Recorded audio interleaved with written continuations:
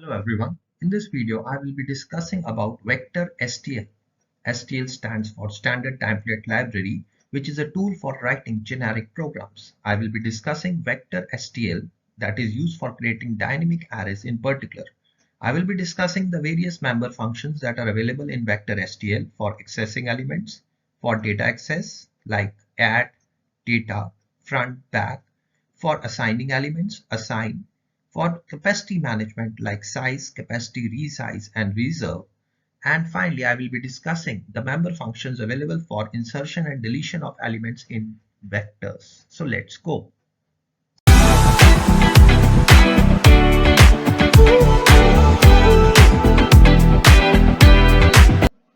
Hello everyone. So let's start with Vector STL.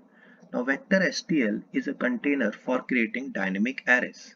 अभी तक हमने डायनेमिक एरेज क्रिएट तो कर लिए न्यू और डिलीट के साथ, बट इसमें हमारे पास एक C++ में एक STL अवेलेबल होता है जिसकी मदद के साथ हम इसको इजीली क्रिएट कर सकते हैं। तो हम देखते हैं कि डायनेमिक एरेज कैसे क्रिएट की जाती हैं वेक्टर के थ्रू।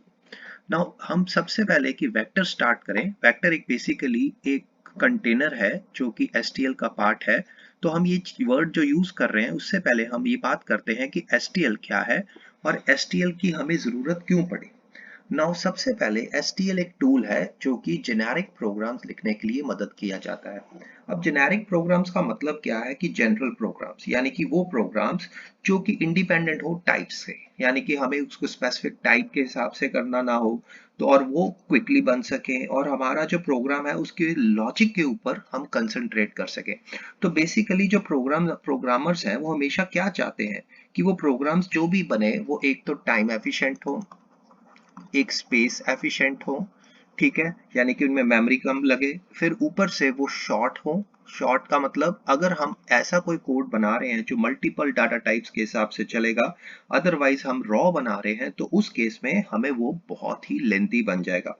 फिर वो इजी टू रीड भी हो और इम्प्लीमेंट भी हो, easy to read and implement. तो इस या मॉडिफाई करना भी हमारे पास वो इजी हो जाए।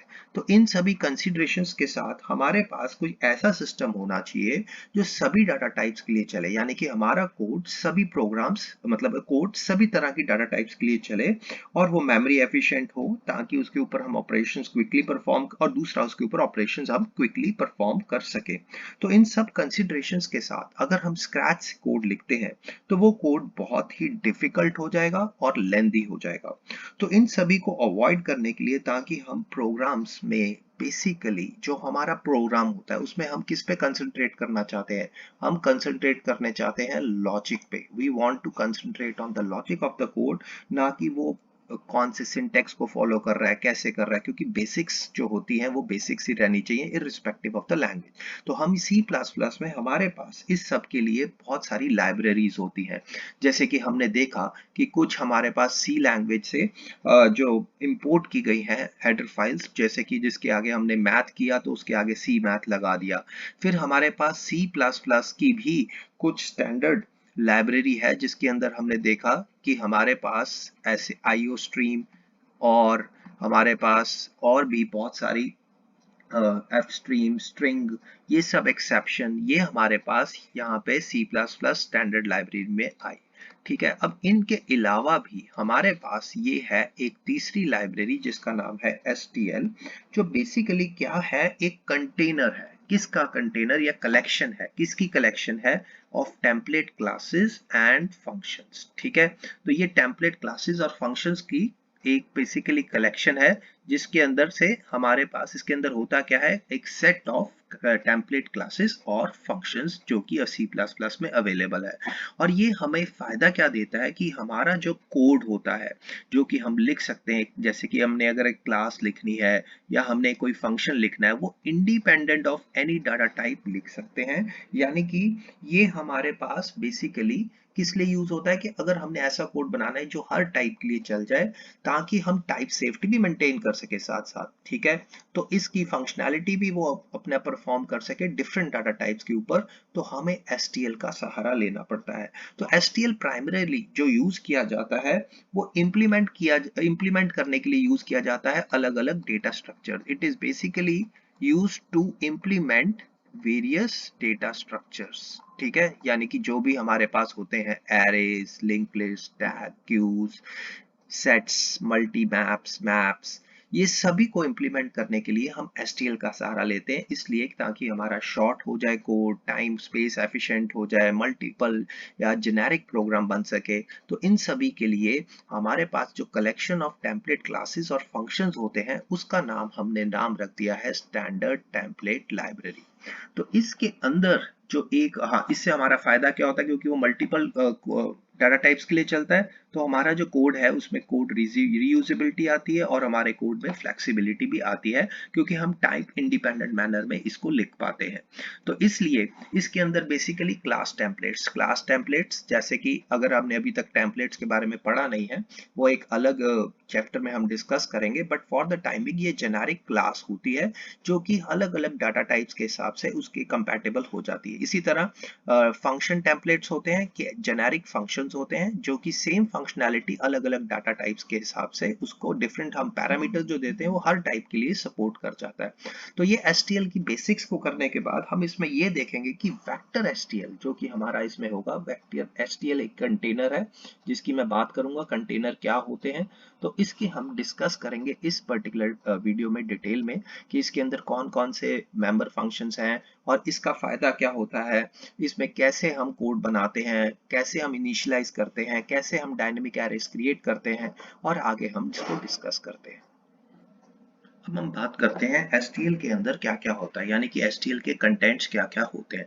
तो सबसे पहले जैसे कि मैंने बात की है, STL के अंदर कंटेनर्स होते हैं।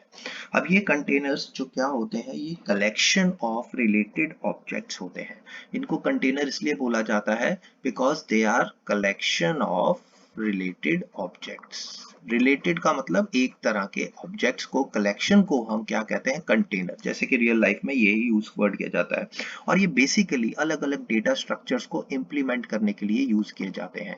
That is they are use for implementing various data structures. जैसे कि हमने बात करेंगे, हमारे पास होता है एरेज, फिर डायनेमिक एरेज, फिर हम बात करें list, tag, queue, set, multimap, इन सभी डेटा स्ट्रक्चर्स को इंप्लीमेंट करने के लिए यूज किए जाते हैं कंटेनर्स। तो बेसिकली ये हम एक कंटेन करते हैं या एक कंटेनर की तरह की, यानी कि स्पेसिफिक टाइप ऑफ ऑब्जेक्ट्स को स्टोर करने के लिए यूज किया जाता है। और यहाँ पे इसके अंदर हर कंटेनर के अंदर एक कलेक्शन ऑफ मेंबर फंक्शंस होते हैं जिसकी मदद के साथ हम इसके एलिमेंट्स को ऐड और रिमूव कर सकते हैं या हम उनको मैनेज कर सकते हैं उस कंटेनर के अंदर। और इनको यूज करने के लिए हमारे पास ट्रावर्सिंग के लिए आइटरेटर्स अवेलेबल भी होते हैं जो कि हम अभी अब डिस्कस करेंगे। तो कंटेनर्स की हम बेसिकली क्लासिफिकेशन भी बहुत तरह से कर सकते हैं। तो हमारे पास एक कंटेनर होते हैं जिनको हम कहते हैं सीक्वेंस कंटेनर। तो सीक्वेंस कंटेनर्स क्या होते हैं कि हमारे पास इसमें जो एलिमेंट स्टोर होते हैं वो क्या होते हैं, जैसे कि एक्सेस्ड इन अ सीक्वेंस, इसलिए इसका नाम सीक्वेंस कंटेनर्स आता है। तो इसके अंदर हमारे पास क्या होते हैं, इसके अंदर होते हैं वेक्टर, एक एरे आया हमारे पास, ये एरे नहीं है, ये एसटीडी एरे, मतलब इस एसटीएल का पार्ट है। उसके अलावा इसमें लिस्ट आते हैं हमारे पास, इसमें डीक्यू आते हैं, एक आते हैं फॉरवर्ड लिस्ट। तो जब हम वर्ड यूज करते हैं लिस्ट, तो ये बात होती है डबली लिंक लिस्ट की, और फॉरवर्ड लिस्ट हम यहाँ पे लिख देते हैं हमारे पास लिस्ट जो कि एक डबली लिंक लिस्ट के बराबर है, यानी कि उसको इंप्लीमेंट करता है। तो इनके फायदे क्या होते हैं कि इनके बने बनाए कुछ फंक्शंस हैं, member functions in particular container classes के, और इनके अंदर हम उनको यूज करके बड़ी इजी तरह से इन डेटा स्ट्रक्चर्स को मैनेज कर सकते हैं। तो हमने कहा एक फॉरवर्ड लिस्ट भी होती है और एक हमारे पास DQ यानी कि डबल एंडेड क्यू को हैंडल करने के लिए यूज किया जाता है। तो बेसिकली इनका नाम सीक्वेंस इसलिए पड़ा हुआ है क्योंकि जैसे मैंने आपको कहा कि इनके एलिमेंट्स हम एक्सेस कर सकते हैं सीक्वेंस में। इसके अलावा हमारे पास और भी कंटेनर्स होते हैं जिसको हम कहते हैं कंटेनर अडेप्टर्स। कंटेनर अडेप्टर्स, तो ये जो कंटेनर अडेप्टर्स ओके, सो कंटेनर अडेप्टर्स में हमारे पास आते हैं स्टैक क्यूज, प्रायोरिटी क्यूज। ये बेसिकली इनको अडेप्टर इसलिए कहा जाता है क्योंकि ये रैप करते हैं किसी और कंटेनर के साथ, या sequential container, to provide restricted interface for simplicity.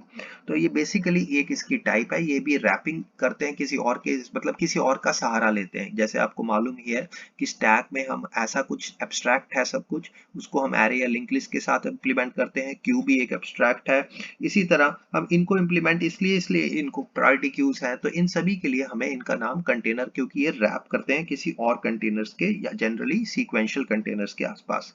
फिर एक होते हैं एसोसिएटिव कंटेनर्स। ये मैं इसलिए आपको बता रहा हूं कि हमारे पास ये हमें पता चल जाए कि कौन कौन से कंटेनर्स होते हैं, ताकि हमारी ओवरव्यू बता सके।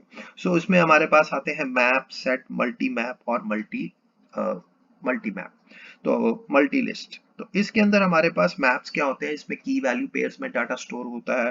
फिर हमारे पास सेट्स होते हैं जिसमें कीज स्टोर होती हैं। मल्टी मैप में क्या होता है कि हमारे पास सिर्फ यूनिक कीज होती हैं। इसी तरह मल्टी सेट होता है, मल्टी सेट में क्या होता है, हमारे पास यूनिक मतलब मल्टी मैप में यूनिक की पेयर्स होते हैं और उसमें भी यूनिक कीज होती हैं। इसके अलावा अब हमारे पास, हमने ये जो बात की थी कि इसमें जो एलिमेंट्स होते हैं वो सॉर्टेड होने चाहिए, यानी कि जो हमारे पास ये जो कंटेनर अडेप्टर्स हैं, या हमने एसोसिएटिव कंटेनर्स की बात की, तो इसके साथ साथ हमारे पास इनकी सॉर्टेड होना जरूरी है। तो इसलिए ये जो स्टोर करते हैं, ये करते हैं store objects in sorted order, objects in sorted order. और यहाँ पे C++11 में अनसॉर्टेड या अनऑर्डर्ड, जैसे हम डाटा को अनऑर्डर्ड कंटेनर्स, तो अगर इनको अनऑर्डर्ड वे में स्टोर करना हो तो उसके लिए हमारे पास आ जाता है अनऑर्डर्ड मैप, अनऑर्डर्ड सेट। तो इसमें जो आते हैं सेट, उसमें आते हैं ये सेट होता है सॉर्टेड, ये होता है अनसॉर्टेड। इसी तरह यहाँ पे हमारे पास आता है मैप, तो यहाँ पे आता है अनऑर्डर्ड मैप। तो इस चीज का हमें ध्यान रखना है कि ये हमने बेसिकली एसोसिएटिव कंटेनर्स का अनसॉर्टेड वर्जन है। तो अब हम आगे चलते हैं कि इस कंटेनर्स के अलावा हमारे पास इसके अंदर क्या होता है, ये अब हम डिस्कस करते हैं। एक बार मैं इसको रब कर लेता हूं। ओके, तो अब इसके अलावा और भी बड़ा कुछ इसमें कंटेंट्स, जो हम एसटीएल की बात करते हैं, जिसके अंदर हमारे पास आइटरेटर्स भी हो सकते हैं, जो कि बेसिकली हमें ट्रावर्स करने में हेल्प करते हैं। तो आइटरेटर्स क्या करते हैं कि अगर हमारे पास कोई भी, यहाँ पे जैसे हमने कंटेनर यूज किया हुआ है, हम जैसे हम बात करेंगे इसमें कंटेनर जो यूज करेंगे वो हम बात करेंगे सिर्फ और सिर्फ वेक्टर्स की। तो हमारे पास आइटरेटर्स के अलावा एल्गोरिदम्स भी होते हैं। तो आइटरेटर्स की मैं पहले बात कर लेता हूँ। ये बेसिकली एक ऑब्जेक्ट होता है जो कि लोकेशन स्पेसिफायर की तरह काम करता है, और जनरली इसको हम यूज करते हैं ट्रावर्सल ऑपरेशंस में कंटेनर्स के अंदर। ठीक है, यानी कि अगर हमने एलिमेंट्स को ट्रावर्स करना है, जहाँ की without knowing any underline container की डिटेल या उसकी डाटा टाइप क्या है या किस स्पेसिफिक पोजीशन पे है, तो अगर ये पता लगाना हो तो हमारे पास बिगिन और एंड की मदद के साथ हम यूज करते हैं इन आइटरेटर्स को, जो कि हमें उस लोकेशन स्पेसिफायर का काम करता है और हमें उस स्पेसिफिक लोकेशन पे लेके जाने में या ट्रावर्स करने में जनरली यूज किया जाता है। इसके अलावा हमारे पास कुछ इसके अंदर एल्गोरिदम्स भी होते हैं। ये basically collection of template functions होते हैं, जो कि कॉमन ऑपरेशंस हम जब परफॉर्म करना चाहते हैं इनकी मदद के साथ। जैसे अगर हमने सॉर्ट करना है तो ये बना बनाया फंक्शन है, टेम्पलेट फंक्शन है, जिसको हम यूज कर सकते हैं। फाइंड होता है, बाइनरी सर्च होता है, और भी यहाँ पे बहुत सारे ऑपरेशंस को परफॉर्म करने के लिए जो बने बनाए टेम्पलेट फंक्शंस हैं, वो पार्ट है एल्गोरिदम के। इसके अलावा फंक्शन ऑब्जेक्ट्स होते हैं। फंक्शन ऑब्जेक्ट्स क्या होते हैं कि हम ऑब्जेक्ट को इन्वोक कर सकते हैं एज अ फंक्शन। तो ये बेसिकली हम इसको लिखते कैसे हैं, ऑपरेटर, उसके बाद ये। तो ये instances of classes that are overload करते हैं फंक्शन कॉल ऑपरेटर को, ताकि हम ये ऑपरेटर ओवरलोडिंग के चैप्टर में हम कभी यहाँ पढ़ेंगे कि फंक्टर्स, इनका एक और नाम होता है, ये कैसे काम करते हैं। इसके अलावा इसमें एलोकेटर्स होते हैं, जो कि पॉसिबल क्या काम करते हैं, एलोकेशन और डी एलोकेशन ऑफ मेमोरी, यानी कि मैनेज करते हैं मेमोरी फॉर ऑब्जेक्ट्स। उसके अलावा इसमें यूटिलिटीज भी होती हैं, जैसे कि हमारे पास क्लासेस होती हैं, फंक्शंस होते हैं, जैसे कि पेयर्स के काम करने के लिए यूनिक पॉइंटर, टू स्ट्रिंग। तो ये भी हमारे पास कुछ अवेलेबल यूटिलिटीज हैं जो कि हम एसटीएल के कंटेंट्स मानते हैं। अब हम आगे चलते हैं और देखते हैं वेक्टर्स के बारे में डिटेल में।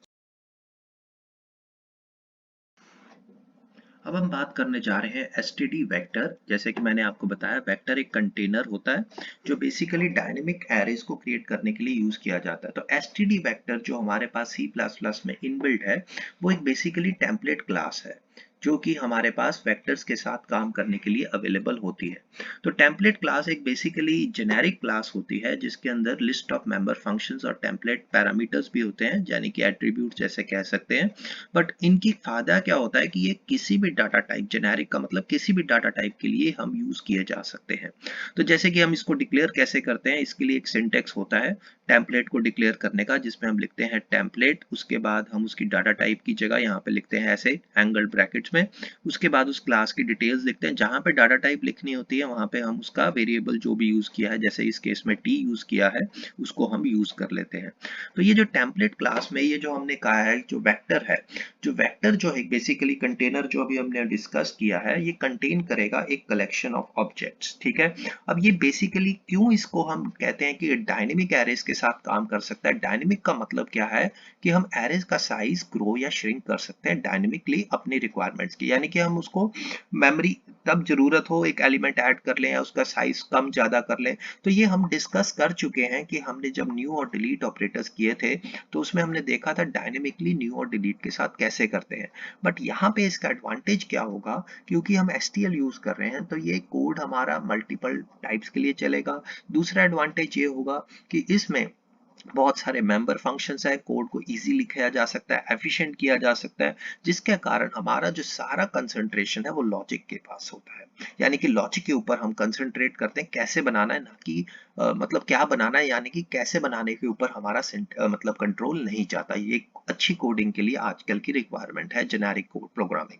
तो उसके अलावा इसको डायनेमिकली इसका साइज हम प्लस माइनस कर सकते हैं, ग्रो और श्रिंक करता है, तो इसलिए ये डायनेमिक एरेस के लिए एक साथ काम करता है और हमें एडवांस में इसका साइज पता होने की जरूरत नहीं है। तो ये हमारे पास एडवांटेज क्या होता है, एक तो ये रैंडम एक्सेस प्रोवाइड करता है, ऑटोमेटिक मेमोरी मैनेजमेंट हमारे लिए परफॉर्म करता है, क्योंकि हमें न्यू डिलीट में मैनुअली करनी पड़ती थी। तो ये हम एक कोड के साथ भी देखेंगे अभी, तो ये कैसे होता है कि हमारे पास इसमें एडवांटेज होता है। तो ऑटोमेटिक मेमोरी मैनेजमेंट हो जाती है, यानी कि हमें न्यू डिलीट को एक्सक्लूसिवली मैनुअली नहीं करना पड़ता, जैसे कि C++ में एक जैसे हम कहते हैं गार्बेज कलेक्शन करने वक्त हमें इंश्योर करना पड़ता है। फिर इसमें बहुत सारे मेंबर फंक्शंस हैं जिसके कारण हमारे को बहुत ही मतलब एक कन्फाइंड वे में हमें इसको लिखने में हेल्प करता है। इससे हमारा कोड बहुत शॉर्ट हो जाता है, क्योंकि वो बने बनाए ऑलरेडी टेस्टेड कंपाइल्ड कोड हैं जिसको हम यूज कर सकते हैं। फिर ये works with other algorithms that are provided, यानी कि हम कुछ बने बनाए टेम्पलेट फंक्शंस को यूज कर सकते हैं अपने कोड के अंदर, जिससे हमारा ओवरऑल जो कोड है वो एक शॉर्ट हो जाता है, क्विक हो जाता है, और हमारा जो कंसंट्रेशन है सारे का सारा लॉजिक पे आ जाता है। अब हम आगे बात करते हैं कि ये इजीली कंटेनर्स और एल्गोरिथम्स के साथ भी काम कर सकता है। अब नेक्स्ट है कि ये जो वेक्टर है, अगर इसको यूज करना है तो इसको डिक्लेयर कैसे करना है। तो वेक्टर को इंक्लूड करने के लिए हमारे पास एक हेडर फाइल को जरूर डालना होता है, इंक्लूड करना पड़ता है वेक्टर हेडर फाइल। ठीक है, ताकि हम इसके क्लास और फंक्शंस को यूज कर सके। ठीक है, तो इसमें हमारे पास इसको डिक्लेयर करने के लिए हम क्या करते हैं, इसका एक सिंटेक्स होता है जिसमें हम लिखते हैं, अगर हमने names using name space STD use नहीं किया तो हमें एसटीडी कॉलन कॉलन उसके बाद वेक्टर और उसके बाद एंगल ब्रैकेट्स में, जैसे कि आप यहाँ पे देख पा रहे हैं, उसके डाटा टाइप, यानी कि हमें इसको लिखना पड़ेगा। ठीक है, अभी हम इसका कोड करते हैं, फिर आपको बताते हैं कि ये कैसे है। उसके बाद नेम ऑफ द एरे, फिर ये हमारे पास कुछ, इसके कारण हमारे फायदा क्या होता है कि कुछ बने बनाए मेंबर फंक्शंस जो कि हमारे पास इसके अंदर अवेलेबल होते हैं इस पर्टिकुलर कंटेनर को अंदर यूज करने के लिए, जब हम इंक्लूड कर लेंगे ये वाली वेक्टर, तो वो सारे मेंबर फंक्शंस अवेलेबल हो जाएंगे जिसको हम यूज कर सकते हैं। और हमें मेमोरी मैनेजमेंट के लिए, जैसे कि न्यू डिलीट में हमें मेमोरी मैनेजमेंट मैनुअली करनी पड़ती है, यहाँ पे इसके लिए कोई जरूरत नहीं पड़ेगी। तो इससे हमारा जो बेसिकली कोड है वो बहुत ही शॉर्ट और बहुत ही ऐसा लगेगा कि हमें बस एक यूज करना है, जैसे कि आजकल मॉडर्न कोडिंग्स या प्रोग्रामिंग लैंग्वेजेस में अवेलेबिलिटी होनी चाहिए। उसके अलावा ये बाउंड चेकिंग भी परफॉर्म करता है, यानी कि ऑटोमेटिक पर बाउंड चेकिंग, ताकि हम आउटसाइड द बाउंड्स को एक्सेस ना कर सकें।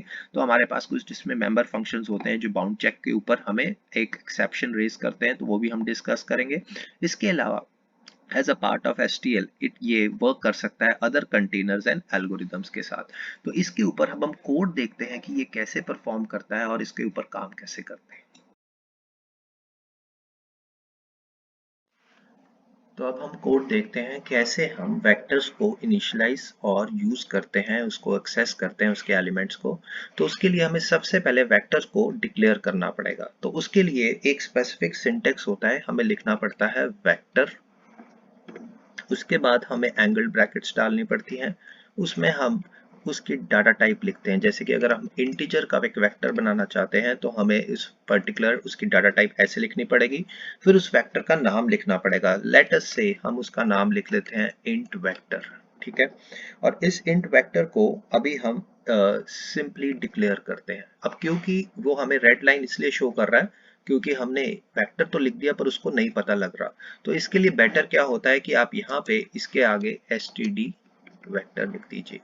ठीक है, तो इसको करने से उसको आइडिया हो जाता है कि ये है, बट हमें स्टिल इसकी हेडर फाइल को इंक्लूड करना पड़ेगा। तो हम यहाँ पे लिख देते हैं हैश इंक्लूड और उसके आगे हम वेक्टर को इंक्लूड कर लेते हैं हेडर फाइल को। अब ये नॉर्मली एक काम यहाँ। अब इसके बाद हम इस वेक्टर को पॉपुलेट करेंगे यानी कि इनिशियलाइज करेंगे। आप देख सकते हैं कि वो लाइंस हट गई हैं। तो इसके बाद हमारे पास सबसे एक सिंपल जो इसमें इनबिल्ट फंक्शन होता है जिसकी मदद के साथ हम इस वेक्टर के कंटेंट्स को, जैसे कि हम यहाँ पे देख रहे हैं इंट वेक्टर। ठीक है, इसके कंटेंट्स को हमें एक इसका मेंबर फंक्शन है तो इसलिए डॉट और उसके आगे हमें लिखना पड़ेगा पुश बैक। अब पुश बैक एक इंसर्ट करने के लिए सबसे सिंपल फंक्शन है। इसमें हम एक वैल्यू, क्योंकि हम इंटीजर डाल रहे हैं तो हम इसको ऐसे लिख लेते हैं। अब इसके साथ हमने इसके अंदर एक वैल्यू इंसर्ट कर दी। अब तो ये सिंपल एक इनिशियलाइजेशन हो गई कि इस पर्टिकुलर वेक्टर में हमारे पास एक एलिमेंट आ गया और उस एलिमेंट को हमने यहाँ पे 10 दे दिया। अब इसी तरह अगर हम इसको प्रिंट कराना चाहते हैं कि यानी कि हमने एक अभी तो हमने एक डाला है पर चलो कोई बात नहीं, हम अभी इसमें एक और एलिमेंट डाल लेते हैं। इसको कॉपी कर लेते हैं और इसको हम यहाँ पे एक और एलिमेंट डाल के पेस्ट कर लेते हैं। ठीक है, तो ये मैं आपके साथ एक तरीका डिस्कस कर रहा हूँ। दूसरा तरीका या और भी जो तरीके हैं हमारे पास उसको हम धीरे धीरे डिस्कस करेंगे। ठीक है, अब इस कोड के बाद हमने इसको प्रिंट कराना है। तो हम इसको एक सिंपल प्रिंट कराने के लिए हम फॉर ईच लूप का सहारा ले सकते हैं। अब आपने फॉर ईच लूप हमारी पिछली वीडियो में देखी हुई है, तो आई एज्यूम आपको पता है मैंने एक एलिमेंट का नाम लिख लिया नंबर। ठीक है, अब 21 में से एक्सेस होना है, हम उसको लिखेंगे। जैसे कि यहाँ पे हमारे पास इसका नाम है इंट वेक्टर। तो ये हमने यहाँ से इसमें से एक्सेस कर लिया और इसमें हमने एक लूप लगानी है। तो एंगल करली ब्रेसेस डाल के लिखें तो बेटर रहता है कि हमें आइडिया हो जाता है कि कैसे हमने करना है। तो यहाँ पे हम एक सिंपल नम की वैल्यू को प्रिंट कर देंगे और बाद में हम यहाँ पे इसके बाद हम लिख देंगे एंडलन ताकि एक लाइन सेपरेटर आ जाए हर पर्टिकुलर के बाद। अब अगेन ये हमें हेल्प क्यों नहीं शो कर रहा, इसका ये रीजन आपको मालूम ही है। अगर मैं यहाँ पे std डाल दूंगा तो कोई इश्यूज नहीं आएंगे। ये देखिए यहाँ पे ये लिख दिया, इसके आगे भी मुझे लिखना पड़ेगा। ठीक है, अब इन सभी को हम ऑलरेडी डिस्कस कर चुके हैं। अगर आपने पहले तो मैं यहाँ लिख देता हूँ। ठीक है, आपको दिखाता हूँ कि एरर सारी रिमूव हो जाएंगी। तो अब यहाँ पे कोई एरर नहीं आ रही, तो ये बार बार हमें लिखना पड़ेगा। ठीक है, इस चीज का हमें ध्यान देना पड़ता है। तो यहाँ पे हमने एक सिंपल लूप लगाई है। ठीक है, और नॉर्मली क्यों अगर वैल्यूज वेरी नहीं करती तो हम यहाँ पे कॉन्स्ट भी लगा देते हैं और हम चाहते हैं कि इसकी वैल्यूज की जो भी चेंजेस हैं वो हम, इसके लिए मैं तुम्हें अभी बताऊंगा कि ये मैं ऐसा क्यों कर रहा हूँ। पर फॉर द टाइम बिंग आप इसमें वैल्यूज के चेंज ना होने के कारण कॉन्स्ट लगाएं। और एम्परसेंड आपको मालूम है रेफरेंस ऑपरेटर होता है जो कि हमें एक रेफरेंस वेरिएबल क्रिएट करने में मदद करता है। तो अब इसको एक बार चला के देखते हैं और देखते हैं इसके, तो हम इस कोड को रन करते हैं और इसको देखते हैं कि ये क्या हमें आउटपुट देगा। तो हम रन करने पे यहाँ पे देखते हैं। अब ये देखिए हमारे पास 10 और 20 आ गया है। हम इसको थोड़ा सा लाइन सेपरेटर की फॉर्म में शो करना चाहते हैं कि हमारे पास अलग लाइन में आए। तो हम इसके लिए यहाँ पे इसको स्पेस डाल सकते हैं। जैसे कि हम यहाँ पे इसको ऐसे लिख देते हैं। अब इसको सेव कर लेते हैं और इसको रन करते हैं। तो ये देखिए कि हमारे पास यहाँ पे 10-20 आ गया। तो ये एक तरीका है इसको वेक्टर को इनिशियलाइज करने का। हाँ, अगर आप एसटीडी अवॉइड करना चाहते हैं तो यहाँ पे आप लिख सकते हैं यूजिंग नेम स्पेस एसटीडी। ठीक है, अब जितने भी एसटीडी हैं आप उसको रिमूव कर लीजिए। तो अब हम इसको सेव कर लेते हैं। तो ये कोड थोड़ा सा आपको दिखने में एसटीडी के अलावा नजर आ रहा है, बट है तो बेसिक से। तो इस तरह से हम सबसे बेसिक वे में इस पर्टिकुलर वेक्टर जो है हमने इनिशियलाइज किया है, इसमें इंट का किया है। अगर मैं इसी तरह यहाँ पे डबल का कर सकता हूँ, अगर मैं यहाँ पे वैल्यूज लिख देता हूँ डबल जिस डाटा टाइप की है, तो इसलिए यहाँ पे मैं पुश बैक में यहाँ पे वैल्यू लिख दूंगा जो भी वैल्यू मुझे देनी है, जैसे 10.25 और यहाँ पे 20.56। ठीक है, इसको सेव कर लेते हैं। यहाँ पे भी मुझे डबल करना पड़ेगा। ठीक है, और इसका नाम भी मैं यहाँ पे डबल लिखूंगा क्योंकि मुझे याद रहे, और यहाँ पे भी मुझे उसका डबल लिखना चाहिए। फिर यहाँ पे भी वो मुझे कहेगा कि डबल लिखो, और यहाँ पे भी वो मुझे कहेगा डबल लिखो।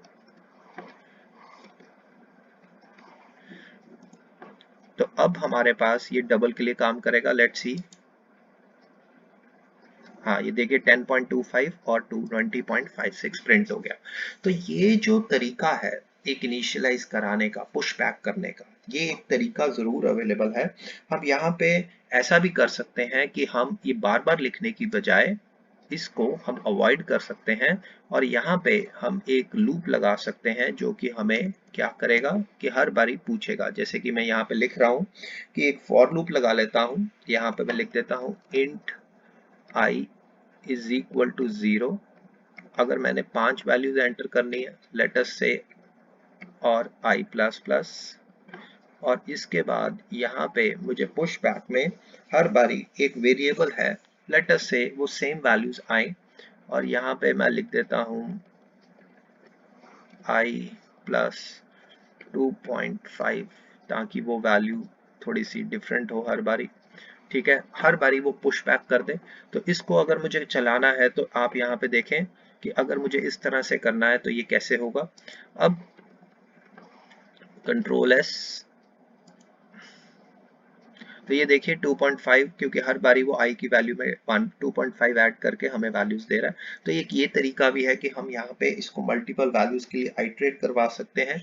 तो यहाँ पे हमारे पास बहुत सारे अलग तरीके होते हैं। अगर हम ये नहीं चाहते कि हम यहाँ पे यूज करें, तो इनिशियलाइज कराने का हमारे पास एक और ढंग है जो हम सीधा C++11 में ही अवेलेबल है। जैसे कि हम यहाँ पे लिख सकते हैं 10.25 जैसे मैंने कहा, फिर 30.23, 20.56।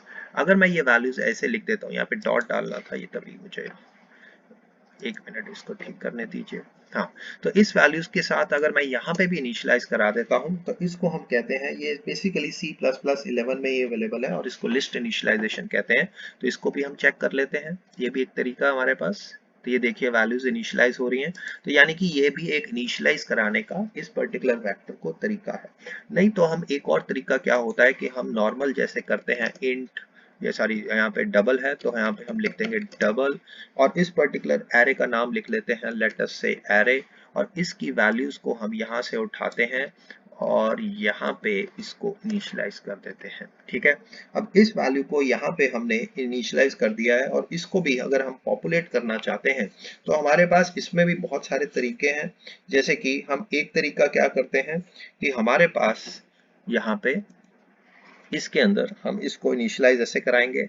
ये देखिए A R R comma A R R plus जो इसके नंबर ऑफ एलिमेंट्स हैं, साइज ऑफ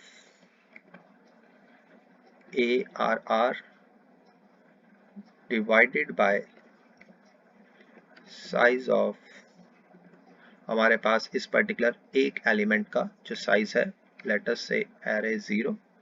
ठीक है, तो अगर हमारे पास सब कुछ ठीक है तो ये वेक्टर डबल डबल का नाम आ गया, और उसके बाद हमने इनिशियलाइज करा दिया। और इस पर्टिकुलर वेक्टर को हमने इनिशियलाइज इसलिए कराया कि ये वेक्टर हमारे पास क्या करेगा, उसके एलिमेंट्स को देखते हैं, इसको चला के। ओके, यहाँ पे कुछ एरर आ गई, सेमीकोलन नहीं डाला इसलिए एरर आ रही है। ओके, तो इसको भी चलाते हैं, इसको भी देखते हैं। हमारे पास ये देखिए कोड इस तरह से भी इनिशियलाइज हो सकता है, तो ये एक और तरीका है इनिशियलाइज करने का। उससे एक और इजी तरीका क्या है, यहाँ पे हम ऐसे भी लिख सकते हैं सीधा, यहाँ पे हम इसको ऐसे लिख देते हैं ऐसे, और यहाँ पे लिख देते हैं न्यू वेक्टर, या ऊपर वाले का न्यू लिख देते हैं ताकि वो स्पेलिंग ना गलत हो, न्यू, और यहाँ पे लिख देते हैं डबल, नहीं डबल क्या नाम रखा था हमने, डबल वेक्टर पूरा नाम लिखते हैं, double vector is equal to new vector. ठीक है, तो ये हमारे पास आ गया और ये हमें इसको रिमूव करना है। तो यहाँ पे भी हम इस तरीके से भी कर सकते हैं। ये देखिए हमने यहाँ पे एक और तरीका हमने आपको बताया कि इनिशियलाइज कराने का। तो ये हमारे पास इनिशियलाइज कराने के बहुत सारे तरीके हैं। हम एक और तरीका है कि अगर हम इसको वैल्यूज नहीं देते, जैसे कि अगर मैं इसको कमेंट कर देता हूँ और यहाँ पे इसको कोई वैल्यू हम देते ही नहीं, बस ये बता देते हैं कि कितने एलिमेंट्स आएंगे। ठीक है, तो यहाँ पे आप देखेंगे कि ये डिफॉल्ट वैल्यूज उठा लेगा अगर हम ऐसा लिखते हैं। ऐसा करने से इसको सेव करने के बाद आप देखेंगे कि यहाँ पे डिफॉल्ट वैल्यूज आ जाएंगी, जो कि इस केस में यहाँ पे 0 है, 0.0 को वो शो कर रहा है 0 के साथ। तो इस तरह से पुशबैक के साथ हमने देखा। ठीक है, नहीं तो हम सीधा हमने यहाँ पे इनिशियलाइजेशन भी की। हाँ, हम इक्वल टू के साथ भी इनिशियलाइज कर सकते हैं। ये देखिए यहाँ पे हम ऐसे भी लिख सकते हैं और हम इसको ऐसे भी लिख सकते हैं। तो ये अलग अलग तरीके हैं जिसकी मदद के साथ हम इसको इनिशियलाइज कर रहे हैं। ये इनिशियलाइजेशन करने का अलग अलग वेज है जो कुल मिला के सब कुछ सिमिलर से लग रहे हैं। तो यहाँ पे हमारे पास इनिशियलाइज करने के लिए एक तो डिफॉल्ट वैल्यूज के साथ देखा, एक हमने कॉपी करके देखा कि आइटरेटर रेंज को हमने कॉपी कर लिया, एक हम आइटरेटर रेंज भी देख सकते हैं। जैसे कि हमारे पास यहाँ पे एक आइटरेटर अगर हम बना लें, यहाँ पे एक इसको हम ऐसे लिख देते हैं इंट ARR। ठीक है, और यहाँ पे हम इसको आइटरेटर रेंज की फॉर्म में देते हैं। हमारे पास इसमें आ जाएगा, इसमें हम लिखते हैं बिगिन ARR। ठीक है, और दूसरी हम लिखते हैं एंड ARR। तो इस तरह से हम लिख सकते हैं। अब इसको हम रन करते हैं और चेक करते हैं। ओके, यहाँ पे हमने इंट की जगह डबल लिखना चाहिए था। तो अब इसको चला के सेव करके रन करके देखते हैं। सो यू कैन सी एक ये भी तरीका है इनिशियलाइज कराने का। तो हमारे बहुत सारे तरीके जो हमने अभी तक सीखे हैं इसमें इनिशियलाइज कराने के। इसमें हमारे पास पुशबैक एक तरीका है, उसमें हमने पुशबैक को हमने लूप में डाला। पुशबैक के अलावा भी एक एम्प्लेस बैक करके भी फंक्शन होता है। ठीक है, वो भी हम देखेंगे कि कैसे इसमें एम्प्लेस या इंसर्शन के लिए भी यूज किया जाता है। तो फॉर द टाइम बिंग हम एज्यूम करते हैं कि हमारे पास, इसको हम डिलीट कर देते हैं। ये तरीका जो हमने C++11 के हिसाब से लिखा हुआ है, इसको हमने इनिशियलाइज कराया है। और इस तरीके से अब इसमें एक इश्यू क्या है, ये देखिए कि अगर मुझे यहाँ पे ये लिखना है और मैं यहाँ पे एक इंट वेक्टर बना लेता हूँ, इसको मैं इंट लिख देता हूँ। ठीक है, और यहाँ पे मैं इंटीजर्स डाल देता हूँ, लेट्स सी 10, यहाँ पे 20,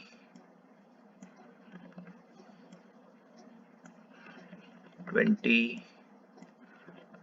ओके, तो ये वैल्यूज भी मैं डाल देता हूँ और यहाँ पे इंट की डबल की जगह यहाँ पे लिख देता हूँ इंट वेक्टर। तो ये बार बार मुझे इंट वेक्टर या ऐसा कुछ लिखने से यहाँ पे फिर उसके अकॉर्डिंगली जब मुझे मान लो मैं इसको कमेंट कर लेता हूँ, ठीक है, तो फिर मुझे यहाँ पे इंट के हिसाब से लिखना पड़ेगा जैसे कि मैंने आपसे डिस्कस किया। तो इस सभी को अब इसमें हमारे पास यहाँ पे इसको डबल नहीं पता लग रहा तो यहाँ पे इंट वेक्टर। ठीक है, तो इसमें हाँ, तो इस तरह से आप देख सकते हैं कि मुझे वो स्पेसिफिक नाम देना तो बेटर होता है कि आप इसको ना किसी भी डाटा टाइप के कंपैटिबल बना लो। तो यहाँ पे भी इसको माई वेक्टर और यहाँ पे भी माई वेक्टर नाम दे दीजिए। ठीक है, ताकि ये इजी हो जाए। और इसमें एक और मैं आपको एक बेसिक्स बताता हूँ कि यहाँ पे अगर मुझे बार बार इंट डबल नहीं करना चाहिए तो मैं यहाँ पे, जैसे कि आप पहले पढ़ चुके हैं C++11 में ऑटो टाइप है। ठीक है, ये हमारे पास 14 में ये फीचर अवेलेबल हुआ था। ठीक है, तो अब इसको हम रन करते हैं। ठीक है, तो ये यहाँ पे इस तरह से काम करेगा। और अगर मुझे यहाँ पे इसको ऐसे लिखना है, यानी कि अब अगर मैंने इसको ओवरराइट कर दिया है एक तरह से, तो यहाँ पे एक मिनट,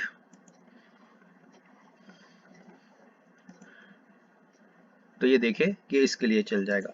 तो यहाँ पे मुझे ये एडवांटेज है कि यहाँ पे किसी भी टाइप के लिए मुझे ये कोड को चेंज नहीं करना पड़ेगा, चाहे मैं अब इसकी जगह पे एक स्ट्रिंग के साथ भी करता हूँ,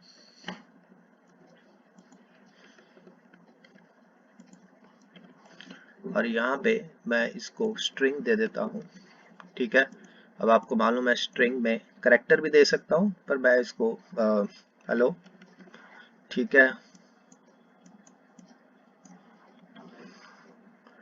वर्किंग विद,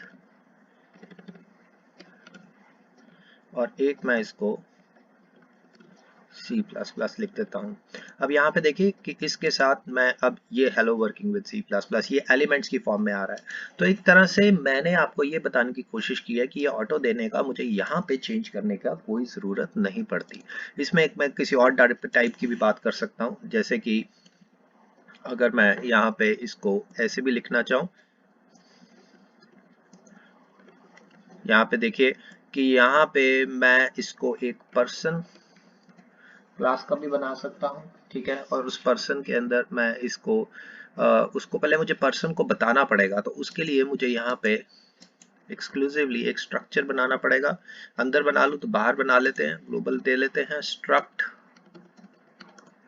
पर्सन, और इसमें इसका मे बी नेम और एज डाल देते हैं। ठीक है, और इंट एज। ठीक है, अब इसमें इसके बाद मुझे सेमीकोलन देना पड़ेगा। ठीक है, और यहाँ पे मैंने इसका एक मेंबर्स को देना है, तो यहाँ पे मैं लिख देता हूँ अमित, और यहाँ पे 23। ठीक है, और एक वैल्यू मैं इसी को कॉपी करके यहाँ पे थोड़ा सा चेंज कर देता हूँ, और यहाँ पे कपिल, यहाँ पे 33। ठीक है, और यहाँ पे मुझे ये याद रखना है कि यहाँ पे पर्टिकुलर एलिमेंट के स्ट्रक्चर के लिए, ये अभी हम डिस्कस करेंगे, यहाँ पे जैसे इसका नेम है तो यहाँ पे लिखना पड़ेगा नेम, और यहाँ पे मैं लिख दूंगा जो भी एलिमेंट है उसका एज, तो ये दोनों मेंबर्स को प्रिंट कर देगा। तो इस तरह से भी मैं यहाँ पे लिख सकता हूँ। तो इसको हम यहाँ पे भी एक लाइन सेपरेटर डाल दें तो अलग अलग लाइन में आ जाए, बेटर है। ठीक है, अब इसको रन करके देखते हैं, तो ये देखिए इस तरह से भी चल रहा है। ठीक है, तो ये मैंने पर्टिकुलर ये लाइन सेपरेटर के कारण एक एक्स्ट्रा लाइन भी आ रही है, तो ये एक रीजन है कि ये भी एक तरीका है जिसके साथ हम ये कर सकते हैं। तो यहाँ पे हमारे पास अलग अलग वेज देखे हैं कि हमने, हाँ, अगर हम चाहते हैं कि हम इसकी जगह पे एक आइट्रेटर यूज करना चाहें, तो उसके लिए एक और तरीका है कि अगर मैं इसको कमेंट कर देता हूँ, और यहाँ पे मैं उस आइट्रेटर की मदद के साथ, तो ये C++11 में एक्सक्लूसिव फीचर है कि अगर मुझे आइट्रेटर बनाना है और मैंने यहाँ पे किस टाइप के एलिमेंट्स हैं, जैसे इस केस में पर्सन है तो मुझे पर्सन लिखना पड़ेगा, इंट है तो इंट लिखना पड़ेगा, किसके ऊपर आइट्रेट करना है, उसके बाद मुझे दो कॉलन आइट्रेटर और उस वेरिएबल का नाम जो मैंने यहाँ पे यूज करना है। ठीक है, यहाँ पे मैंने सेमीकोलन डाल दिया। अब मैं एक लूप लगाऊंगा, सिंपल फॉर लूप। ठीक है, उस आइट्रेटर से मैं बिगिन करूंगा, तो उसके लिए मुझे यहाँ पे आइट्रेटर को बिगिन करने के लिए मेरे पास, जैसे इस केस में मेरे पास वेक्टर का नाम क्या है, माय वेक्टर डॉट बिगिन। ठीक है, बिगिन की स्पेलिंग देख लेना, बिगिन, ओके बिगिन। ठीक है, ये एक मेंबर फंक्शन है तो इसलिए हमें ऐसे लिखना पड़ेगा।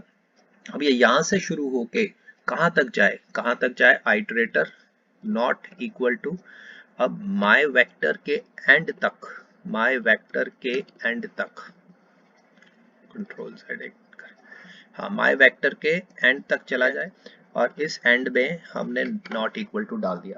अब ये हर बारी क्या करें, आईटी एक आइट्रेटर है तो इसको हम इंक्रीमेंट और डिक्रीमेंट भी कर सकते हैं, तो हम इंक्रीमेंट कर लेते हैं। ठीक है, और अब इसके बाद हम इसमें एक लूप लगा लेते हैं। अब इसके अंदर हम उसके कंटेंट्स को प्रिंट करने के लिए हमें पॉइंटर वेरिएबल का सहारा लेना पड़ेगा।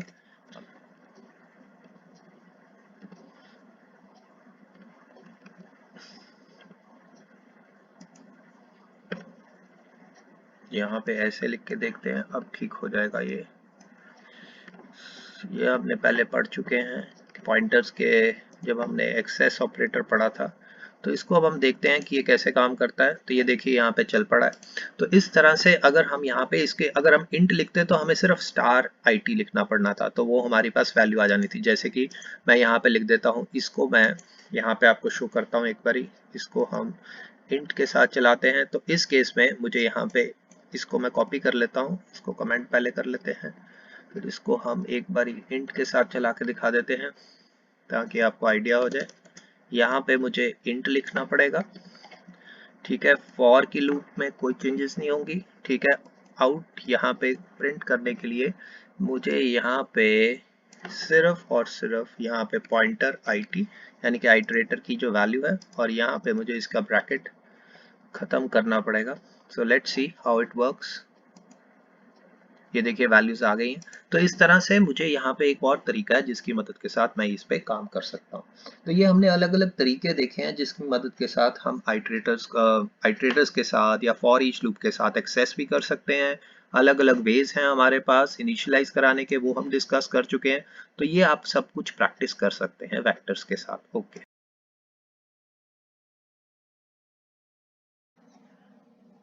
अब हम आगे मेंबर फंक्शन जो वेक्टर में अवेलेबल है उसको पढ़ने से पहले हम एक छोटा सा कोड देख लेते हैं जिसमें हम शो कर रहे हैं what is the difference between creating dynamic arrays using new and delete operator and using vectors. तो अगर हम बात करें सिंपल के केस में, तो न्यू और डिलीट के केस में आपको याद हो कि हम एक पॉइंटर वेरिएबल हम पहले डिस्कस कर चुके हैं अपनी ऑलरेडी एग्जिस्टिंग वीडियो में। तो हमारे पास क्या होता है कि एक पॉइंटर वेरिएबल डिक्लेयर करना होता है, एक न्यू ऑपरेटर होता है, उसके आगे हम उस एरे का वैल्यूज को इनिशियलाइज कर देते हैं। इस तरह से ये भी एक तरीका है। उसके बाद जब वो पर्टिकुलर हम उसको एक्सेस कर लेते हैं या कोई भी हमने उसके ऊपर ऑपरेशन करने हैं, फाइनली जब हम सारा काम कर चुके हैं तो हम उसे मैनुअली डिलीट करते हैं क्योंकि इसमें मेमोरी लीक की इश्यूज ना आ जाए। तो ये मेमोरी मैनेजमेंट जो हमें करनी पड़ती है लो लेवल की, ये खुद करनी पड़ती है क्योंकि C++ में ऑटोमेटिक गार्बेज कलेक्शन नहीं होती। तो इस फीचर के कारण हमें क्या है कि वेक्टर्स का एडवांटेज ये है। एक तो सबसे पहला वेक्टर का एडवांटेज है कि आप ये देखिए कि इसमें हमें कुछ मैनुअली नहीं करना पड़ रहा, मेमोरी एलोकेशन या डी एलोकेशन। जैसे कि हम ऑलरेडी डिस्कस कर चुके हैं कि अगर हमें वेक्टर को इनिशियलाइज करना है तो हम इस तरह से कर सकते हैं, हम इक्वल टू अवॉइड भी कर सकते हैं C++11 में, और उसके बाद हमने फॉर ईच लूप यूज करके हमने उसको एक्सेस किया हुआ है। तो इसमें आप देख सकते हैं एक तो कोड बहुत सिंपल है, दूसरा इसमें ऑलरेडी ऑलरेडी जो बिल्ट इन है बहुत सारे, जैसे STD एल्गोरिदम्स के अंदर बहुत सारे मेंबर फंक्शन टेम्पलेट्स अवेलेबल हैं जिनको हम यूज कर सकते हैं अपने ऑलरेडी वेक्टर्स के साथ। तो इस तरह से हमारे पास काफी कुछ बना बनाया मिल रहा है। तो हमारा सारी concentration we can have on the logic. पर अगर हमने अगर कुछ internal details low level programming करनी है तो आई विल सजेस्ट कि आप न्यू या डिलीट ही यूज करें। बट फॉर अगर आपने कोई लॉजिक या कोई बड़े प्रोग्राम्स बनाने हैं जिसके अंदर आपको सारा कुछ स्क्रैच से लिखने की बजाय कुछ बनी बनाई चीजें यूज करके लॉजिक, जैसे कि आजकल फंक्शनल प्रोग्रामिंग में होता है कि हमारे पास फंक्शंस बने उनको यूज कर लो, तो एक तरह से उस कंसेप्ट को एक्सपैंड करने के लिए हमारे पास ये जो है वेक्टर्स को हमारे पास एडवांटेज होता है जब भी हम डायनेमिक एरेज के साथ यूज कर रहे हैं। दूसरा, इसमें जो हमारे पास इनबिल्ट एल्गोरिदम्स के अंदर अवेलेबल जो हमारे पास फंक्शन टेम्पलेट्स हैं हम उनको यूज कर सकते हैं। और तीसरा कि जो सबसे इंपॉर्टेंट है वो है मेमोरी मैनेजमेंट, जो हमें मैनुअली नहीं करनी पड़ती, वो सब कुछ ऑटोमेटिक होती है। बट अगेन जो हमारे पास वेक्टर्स हैं उसके भी कुछ कंस्ट्रेंट्स होते हैं साइजेस के ऊपर, एक स्पेसिफिक साइज के ऊपर इसको काम करना थोड़ा सा डिफिकल्ट होता है। तो बेटर तब होगा कि अगर आपने इंटरनली कुछ मैनेज करना है तो आप सिंपल न्यू और डिलीट ऑपरेटर्स के साथ मैनेज कीजिए डायनेमिक एरेज को, but otherwise prefer using vectors. Okay, अब हम डिस्कस करने जा रहे हैं मेंबर फंक्शंस जो कि हमें वेक्टर टेम्पलेट क्लास के साथ अवेलेबल होते हैं। तो हमारे पास जो हम पहला मेंबर फंक्शंस डिस्कस करने जा रहे हैं वो है for accessing and modifying the elements. अगर हमने एलिमेंट्स मॉडिफाई करने या एक्सेस करने ऑफ द वेक्टर किसी गिवन वेक्टर के, तो उस केस में हमारे पास कौन कौन से मेंबर फंक्शंस अवेलेबल है। तो सबसे पहले हम बात करते हैं ऐट की। ऐट के साथ हम क्या देते हैं, पोजीशन या इंडेक्स पोजीशन जिसको हम बोलते हैं, जिसमें हम उसका एक पर्टिकुलर इंडेक्स के ऊपर क्या वैल्यू को एक्सेस करना चाहते हैं। तो ये इसकी क्या फर्क है कि ये बेसिकली क्या करता है, with bound checking. With bound checking का मतलब है कि अगर इंडेक्स आउट ऑफ बाउंड हो जाता है तो उस केस में ये एक्सेप्शन थ्रो करता है और इसको हम कहते हैं आउट ऑफ रेंज एक्सेप्शन। ठीक है, तो इस तरह से ये एक पर्टिकुलर इंडेक्स पोजीशन पे एलिमेंट को एक्सेस करता है। जैसे कि आप यहाँ पे देख सकते हैं एक गिवन वेक्टर है, तो उस केस में हम इसको एक्सेस करना चाहते हैं कि इंडेक्स 2 के ऊपर हमारे पास कौन सा एलिमेंट है। तो उस केस में जैसे कि आपको मालूम है कि ये फर्स्ट 0 1 2 0 से शुरू होता है इंडेक्स, तो इस केस में हम यहाँ पे 30 को एक्सेस, जब एलिमेंट 1 में 30 जाएगा क्योंकि हमने ऐड 2 लिखा हुआ है। इसी तरह हमारे पास ऑपरेटर इंडेक्स, जैसे कि हम नॉर्मल एरेस के अंदर यूज करते हैं, तो उसमें हम इंडेक्स स्पेसिफाई करते हैं। अनलाइक जो पिछला हमने ऐट वाला बताया है, उसमें इसमें विदाउट बाउंड चेकिंग होता है। विदाउट बाउंड चेकिंग का मतलब है कि अगर इंडेक्स आउट ऑफ बाउंड हो जाता है, तो आउट ऑफ बाउंड होने के कारण ये अनडिफाइंड बिहेवियर शो करता है। तो अनडिफाइंड बिहेवियर का मतलब है कि ये कोई भी वैल्यू दे सकता है, जनरली जैसे कि 0 की इसमें। तो यहाँ पे इसका ये मतलब है कि हम यहाँ पे अगर माई वेक्टर 2 लिखते हैं, अगेन ये हमें क्या दे देगा, 30 दे देगा। पर अगर हम यहाँ पे लिख देते हैं माई वेक्टर में यहाँ पे 10, तो उस केस में ये कोई भी वैल्यू दे सकता है, जैसे कि नॉर्मली 0 दे देगा या कोई। बट अगर हम इसमें ऐसे लिखेंगे, इसकी जगह हम यहाँ पे लिखेंगे एट 10, तो उस केस में ये हमें एक एक्सेप्शन थ्रो करेगा, और उस एक्सेप्शन का नाम क्या होगा, आउट ऑफ रेंज। तो इसलिए हमें यहाँ पे एक्सेप्शन हैंडलिंग करनी पड़ेगी, ताकि हम यहाँ पे ये शो कर सकें कि अगर ये कंडीशन ऐसे होती है तो क्या मैसेज आए। तो वो ट्राई कैच ब्लॉक हम यूज करते हैं, ताकि हमारे पास ये पता चल सके कि अगर ये एक्सेप्शन कैच कैसे करनी है। तो इसके अलावा हम इसको मॉडिफाई भी कर सकते हैं। तो मॉडिफाई कैसे करना है, जैसे कि माई वेक्टर एट 2, अब इसको मैंने 15 करना है, तो मॉडिफाई करने के लिए मुझे ऐसे लिखना पड़ेगा। इसी तरह अगर मैं ऐसे लिखूंगा माई वेक्टर 2 इज इक्वल टू 25, अगर मैं ऐसे लिख दूंगा तो ये भी मॉडिफाई, तो ये एक्सेस भी कर सकता है और मॉडिफाई भी कर सकता है। तो इसको हम एक कोड के साथ देखते हैं कि ये कैसे काम करता है। अब आप ये कोड देख रहे हैं, इसके अंदर मैंने एक वेक्टर बनाया हुआ है और इंटीजर के लिए बनाया हुआ है। तो इंटीजर वैल्यूज मैंने यहाँ पे इसके अंदर स्टोर की हुई हैं। आपको मालूम है कि ये डायनेमिक एरे डिक्लेयर करने में यूज किया जाता है, ये हम डिस्कस कर चुके हैं। तो इसमें हम क्या कर रहे हैं कि इसमें एक पर्टिकुलर इंडेक्स के ऊपर अगर हमने एलिमेंट को एक्सेस करना है, तो हम यहाँ पे एक वैलिड इंडेक्स प्रोवाइड कर देते हैं, जैसे कि 2, जैसे कि आप इसमें देख सकते हैं। तो इस केस में अगर हम ऐसे लिखते हैं, तो क्योंकि ये विद इन द रेंज है, तो यहाँ पे हमें एरर नहीं थ्रो करेगा। इसी तरह अगर हमने एट के साथ भी लिख सकते हैं, जैसे कि हमने यहाँ पे लिखा हुआ है एट इंडेक्स 2, तो इस तरह से ये वैल्यूज यहाँ पे जो देगा, ये देगा 30। ठीक है, तो हम इसको एक बार चला के देखते हैं। तो ये देखिए 30 वैल्यू आ रही है, जिसके साथ हमें ये पता लग रहा है कि ये दोनों केस में, यहाँ पे इंडेक्स 2 और इस केस में यहाँ पे हमें 30 को एक्सेस करके इन वैल्यूज को हमने प्रिंट कराया हुआ है। इसमें इंपॉर्टेंट क्या है कि अगर आउट ऑफ बाउंड हो जाता है, जैसे कि अगर हम यहाँ पे देखें कि यहाँ पे हमने एक इंडेक्स यहाँ पे ट्राई कैच ब्लॉक यूज किया हुआ है, और इस ट्राई कैच ब्लॉक में हम अगर यहाँ पे 2 की जगह 10 लिख देते हैं, तो ये हमें एक एरर थ्रो करेगा, और उस एक्सेप्शन को हमने कैच किया हुआ है। तो ये मैसेज आ जाएगा जिसके हमने लिखा हुआ है डॉट व्हाट ऑपरेशन। तो इस पर्टिकुलर के साथ हम उस पर्टिकुलर एक्सेप्शन को कैच करके उसकी जो भी मैसेज आता है, इसलिए हमने यहाँ पे वो पर्टिकुलर मैसेज प्रिंट कराया। तो एक तरह से ट्राई कैच ब्लॉक हमने इसलिए यूज कर पा रहे हैं क्योंकि ये एक एक्सेप्शन थ्रो करता है इंडेक्स आउट ऑफ बाउंड, जैसे कि आउट ऑफ रेंज, जैसे कि मैंने यहाँ पे लिखा है। अगर हम यहाँ पे इसकी जगह 10 लिख देते हैं, तो ये अनडिफाइंड बिहेवियर शो करेगा, जैसे कि अभी हम देखते हैं। ये देखिए कि यहाँ पे वैल्यू क्या हो गई है, 30। तो ये इंडिकेट कर रहा है कि यहाँ पे जो वैल्यू है, ये अपने आप अपनी मर्जी से ले लेगा। तो वो एक पर्टिकुलर केस में हमें ये आउट ऑफ बाउंड होने के कारण यहाँ पे कोई ऐसी कैच ही नहीं हो रहा, तो हम प्रेफर क्या करते हैं कि हम प्रोग्राम्स में ऐड प्रेफर करते हैं। इसी तरह अगर हमने मॉडिफाई करना हो, जैसे कि अगर मैं यहाँ पे बात करूं कि अगर मैंने इसको मॉडिफाई करना है, तो मॉडिफाई करने के लिए मैं क्या करूंगा, इसके आगे मैं 15 लिख देता हूं। अब मैं इसको चलाता हूं, तो आप यहाँ पे देखें 15 वैल्यू हो गई, क्योंकि इसने इसको मॉडिफाई कर दिया। इसी तरह इसकी जगह पे भी मैं ऐसे भी लिख सकता हूँ इसके साथ, तो मैं यहाँ पे भी लिख देता हूँ। तो इस तरह से आप यहाँ पे देख सकते हैं कि दोनों एक्सेस और मॉडिफाई दोनों के काम में आता है। बस यहाँ पे इंपॉर्टेंट क्या है कि इन दोनों में डिफरेंस क्या है कि ऐट में हमारे पास बाउंड चेकिंग होती है, क्योंकि ये एक्सेप्शन थ्रो करता है और उस एक्सेप्शन का ही नाम ये होता है। तो इसको हम कैच कर लेते हैं, अगर ये एक्सेप्शन रेज होती है तो उसके कॉरस्पॉन्डिंग हम मैच करते हैं। तो इससे हमारा मैसेज भी एक मतलब ग्रेसफुल मैसेज डिग्रेडेशन होती है। तो इस तरह से हम ये कहते हैं कि एक्सेप्शन हैंडलिंग के साथ हमें ये करना चाहिए, बट वो इसकी डिटेल एक्सेप्शन हैंडलिंग हम आगे जाके करेंगे। तो फॉर द टाइम बिंग मैंने आपको डिफरेंस शो किया है ऑपरेटर जो नॉर्मल इंडेक्स ऑपरेटर के साथ हम यूज करते हैं या फिर ऐड मेंबर फंक्शन के साथ कैसे एक्सेस और मॉडिफाई करते हैं। अब हम आगे कंटिन्यू करते हैं functions to access the front and back.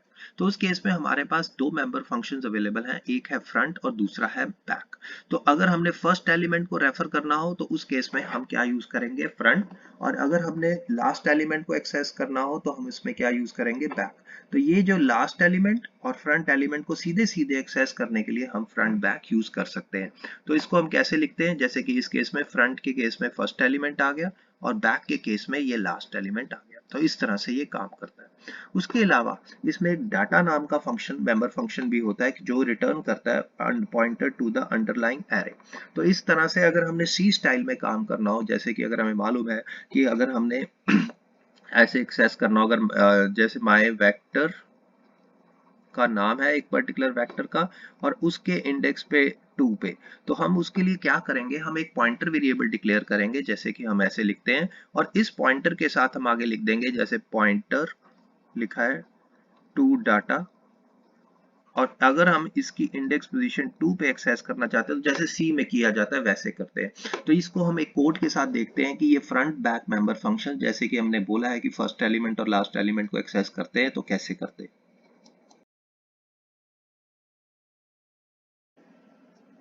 तो आप यहाँ पे कोड देख रहे हैं, इसमें हमने सिंपल एक वेक्टर डिक्लेयर किया हुआ है। तो और डॉट फ्रंट के साथ हम इसका फर्स्ट एलिमेंट एक्सेस कर रहे हैं और डॉट बैक के साथ हम इसका लास्ट एलिमेंट एक्सेस कर रहे हैं। तो ये बहुत ही सिंपल है, जैसे कि आप यहाँ पे देख सकते हैं।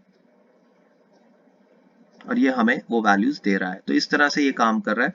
अगर हम चाहते हैं कि इस केस में अगर हम नॉर्मल सी स्टाइल की तरह काम करना चाहते हैं तो उसके लिए हमारे पास डॉट डाटा है। तो डॉट डाटा को अगर हमने एक्सेस करना है तो उसके लिए हमें एक पॉइंटर वेरिएबल डिक्लेयर करना पड़ेगा, पॉइंटर टू डाटा, जैसे मैंने आपको शो किया है। और एक सिंपल लूप लगा के, आपको मालूम है कि अगर इंट की जगह हम यहाँ पे साइज अंडरस्कोर टी लिखा हुआ है, ये नॉर्मली हम यूज करते हैं, इसमें data type as a data type use हो सकता है जनरली जब हम फॉर लूप के अंदर यूज करते हैं। तो ये पीछे मैंने कभी वीडियोस में सेकंड चैप्टर में डिस्कस किया हुआ है। तो यहाँ पे आप ये देख रहे हैं कि यहाँ पे हमने जैसे सी स्टाइल में हमने इसको रेफर करना है, तो उस वेक्टर को एक्सेस करने के लिए पहले तो हमें उसके लिए पॉइंटर डिक्लेयर करना पड़ेगा। और एक बार हमें पॉइंटर ऑब्टेन हो जाता है तो हम उसके एलिमेंट्स को एक एक करके एक्सेस कर सकते हैं। तो यहाँ पे ये सारी कंटेंट्स उस वेक्टर के डिस्प्ले करेगा, क्योंकि हमने इसको चलाया कहाँ तक है, हाँ, साइज तक। तो साइज क्या होता है ये अभी हम डिस्कस करेंगे थोड़ी देर में। ये बेसिकली इसका साइज डिटरमिन करने के लिए जो कैपेसिटी मैनेजमेंट फंक्शंस में आता है, तो उसको हम डिस्कस करते हैं। तो अभी फॉर द टाइमिंग मैं इसको चला के दिखाता हूँ।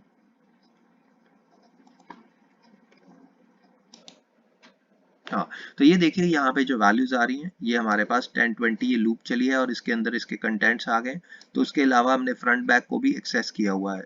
तो इस तरह से अगर हमने एक्सेस करना हो तो यानी कि सी स्टाइल के हिसाब से, तो यहाँ पे हम उसको डाटा मेंबर फंक्शन के साथ एक्सेस कर सकते हैं। तो वो उसका जो भी कंटेंट्स होते हैं, उसके जितना भी डाटा है उस पर्टिकुलर वेक्टर का, तो उसको हम सी स्टाइल की पैटर्न के ऊपर हम इसको एक्सेस कर रहे हैं, जैसे कि आप यहाँ पे देख सकते हैं। ओके, अब हम डिस्कस करते हैं आगे और मेंबर फंक्शंस। तो हम फंक्शंस डिस्कस करते हैं जो कि असाइन करते हैं एलिमेंट्स को। तो न्यू वैल्यूज को असाइन करने के लिए हम एक पर्टिकुलर वेक्टर में, ताकि हम उसकी कैपेसिटी ऑफ कहते हैं उसके आप ऑटोमेटिकली एडजस्ट हो जाती है on the basis of new size. तो उस केस में हमारे पास असाइन होता है। असाइन की अलग अलग फॉर्म्स होती हैं।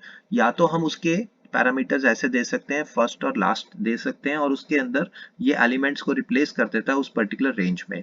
जैसे कि यहाँ पे आप देख सकते हैं कि यहाँ पे हमने एक रेंज वेक्टर एक बनाया है और उस रेंज वेक्टर को हमने असाइन कर दिया ओरिजिनल वेक्टर में से कुछ वैल्यूज, जैसे कि हमने बिगनिंग से लेके 2 से लेके हमने एंड तक उसको असाइन किया है। तो यहाँ पे उसके पास 2 इंडेक्स पोजीशन के शुरू होके बिगिन से 2 प्लस करके उसमें वहां पे वो वैल्यूज को उस पर्टिकुलर रेंज वेक्टर के अंदर कॉपी कर देगा। और किस वाले वेक्टर से कॉपी करेगा, माय वेक्टर से। तो अगर हमने इस पर्टिकुलर इस तरह से एलिमेंट्स को देना हो जिसमें हमने फर्स्ट एलिमेंट और लास्ट एलिमेंट एक्सक्लूसिवली देना है, तो उस फॉर्मेट में हम असाइन को ऐसे लिखते हैं। असाइन क्या करेगा, न्यू वैल्यूज को उस पर्टिकुलर वेक्टर से असाइन कर देगा।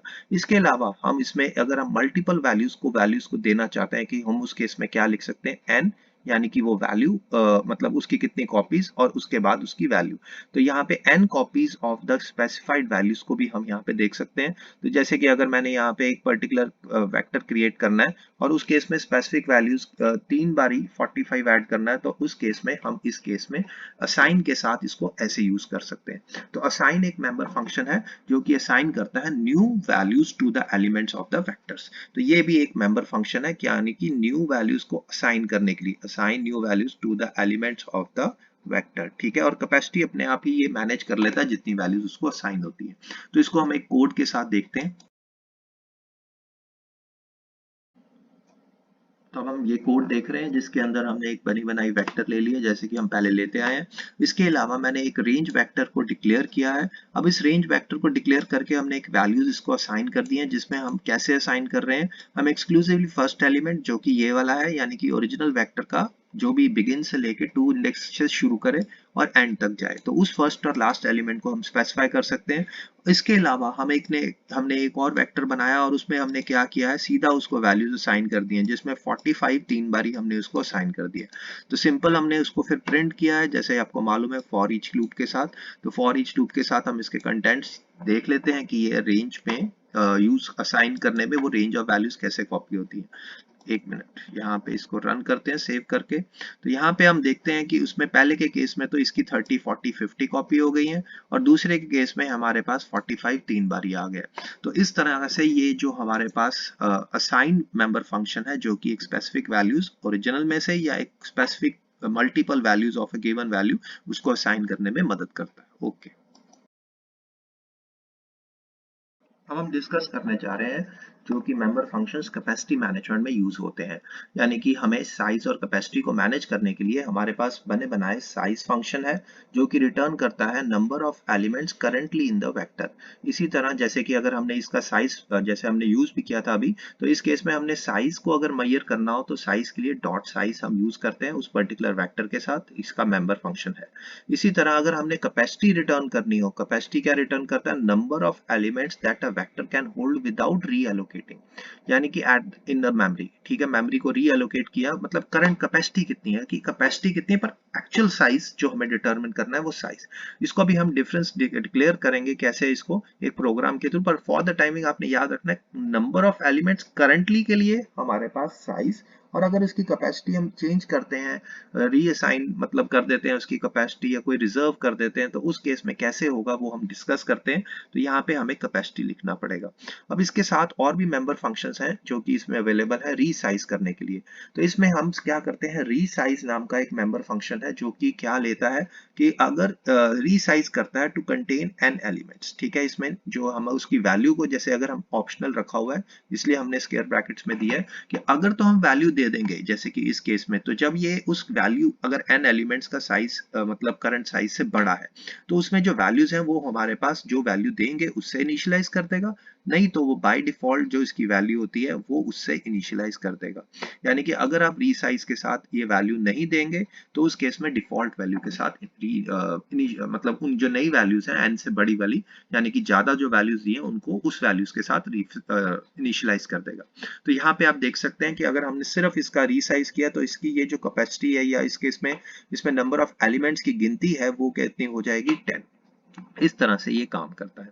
इसके अलावा कैपेसिटी को मॉडिफाई करने के लिए, जैसे हमने बोला था एक साइज होता है कैपेसिटी, तो कैपेसिटी को मॉडिफाई अकेले करने के लिए या तो हम रिजर्व कर सकते हैं कि इसमें कम से कम इतने एलिमेंट्स तो आ ही जाए, या फिर श्रिंक टू फिट अगर हमने रिड्यूस करना हो, यानी कि अगर हमने कैपेसिटी को घटाना हो तो उस केस में हम इसके साथ ऐसे काम करते हैं। तो ये दोनों मेंबर फंक्शंस हम अभी यूज करते हैं, जैसे कि हमने यहाँ पे लिखा है, तो इस मेंबर फंक्शन को हम ऐसे लिख देंगे, और इसको हम एक प्रोग्राम के साथ देखते हैं सभी फंक्शंस को कि ये कैसे यूज किए जाते हैं। अब हम यहाँ पे एक कोड डिस्कस कर रहे हैं जिसमें हमने एक वेक्टर डिक्लेयर किया हुआ है, और हमने करंट साइज को डिटरमिन करने के लिए dot size of member function use किया है। करंट कैपेसिटी के लिए हमने डॉट कैपेसिटी यूज किया है। तो इसके साथ हम यहाँ पे इसके मैसेज के साथ उनकी वैल्यूज को प्रिंट कर रहे हैं। अभी हम इसको चेक करते हैं कि यहाँ पे वैल्यूज क्या आएंगी। इसके अलावा मैंने अभी आपसे डिस्कस किया था रीसाइज करना हो, तो रीसाइज करने के लिए हमने क्या किया है, रीसाइज कर दी है कैपेसिटी और साइज को, यानी कि साइज को चेंज करना है तो यहाँ पे रीसाइज, और अगर कैपेसिटी के साथ मॉडिफिकेशन करनी है तो हमारे साथ रिजर्व या श्रिंक टू फिट। तो श्रिंक टू फिट में यहाँ पे मैंने इसको श्रिंक टू फिट का मतलब है जितनी उसकी मेमोरी जरूरत है उतने फिट हो जाए। तो इसलिए हमने यहाँ पे ये मेंबर फंक्शंस को हम चला के देखते हैं, एक बार देखते हैं यहाँ पे हमने साइज की वैल्यू भी चेंज होती है कि नहीं। तो इसको हमने चेक करते हैं एक बार रन करके। तो आप यहाँ पे देख सकते हैं इस आउटपुट से आपको काफी कुछ क्लियर होगा। पहली बात, हमारी जो कैपेसिटी थी इस केस में साइज जो था ये भी 5 था और करंट कैपेसिटी भी इसमें 5 थी, ठीक है। जब हमने इसको रीसाइज किया तो रीसाइज करने के ऊपर हमारे पास रीसाइजिंग जब हमने यहाँ पे 10 कर दिया तो उस केस में साइज भी चेंज हो गया और कैपेसिटी भी चेंज हो गई। ये देख रहे हैं यहाँ पे साइज और कैपेसिटी दोनों इतनी वैल्यूज आ रही हैं और इनके कंटेंट्स को हमने यहाँ पे प्रिंट कर दिया। ये बाय डिफॉल्ट 0 इनिशियलाइज्ड है, ठीक है। जैसे मैंने यहाँ पे आप देख सकते हैं सिर्फ 10 लिखा है तो इसलिए 0 इनिशियलाइज्ड है।